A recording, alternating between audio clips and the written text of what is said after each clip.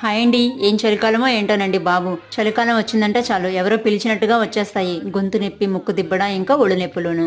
వీటికి తోడు అప్పుడప్పుడు వచ్చే డైజెషన్ ప్రాబ్లమ్స్ ఉండనే ఉన్నాయి. చలికాలంలో వచ్చే ఈ ప్రాబ్లమ్స్ అన్నిటికీ చెక్ పెట్టాలంటే బామల కాలం నాటి ఈ వామన్నాన్ని కనీసం వారానికి 2 సార్లైనా ప్రిపేర్ చేయాల్సిందే. ఈ వామన్నం ప్రిపరేషన్ కూడా చాలా సింపుల్ గా ఉంటుంది. ముందుగా కడాయిలో కాస్త ఆయిల్ వేసుకొని హీట్ అయినాక కాసిన పల్లీలు వేసి దోరగా వేగిన తర్వాత మినపప్పు, ఆవాలు, జీలకర్ర, ఎండుమిర్చి వేసి పోపు పెట్టుకోవాలి. పోపు చక్కగా ఎర్రగా ఫ్రై అయిన తర్వాత 1 టేబుల్ స్పూన్ వాముతో పాటు చిటికెడు పసుపు కూడా వేసేసి ఇంకొకసారి బాగా మిక్స్ చేసేసుకున్నాక పొడవుగా కట్ చేసి పెట్టుకున్న ఉల్లి, పచ్చిమిర్చిని కూడా వేసేసి అవి కూడా చక్కగా ఫ్రై అయినాక ఉడికించి పెట్టుకున్న అన్నాన్ని వేసేసి ఒకసారి మిక్స్ చేసేసుకున్నాక టేస్ట్కి తగినంత సాల్ట్ కూడా వేసేసుకొని ఇంకొకసారి బాగా మిక్స్ చేసేసుకుంటే వేడివేడిగా ఉండే వామన్నం తయారైపోతుంది. రాత్రికి వేడివేడిగా వామన్నం తినామనుకోండి, తెల్లారేపాటికల్లా ఒళ్ళు నొప్పులు, గొంతు నొప్పి ఇట్టే మాయమైపోతాయి. వీడియో నచ్చితే లైక్ చేసి షేర్ చేయండి. Thanks for watching.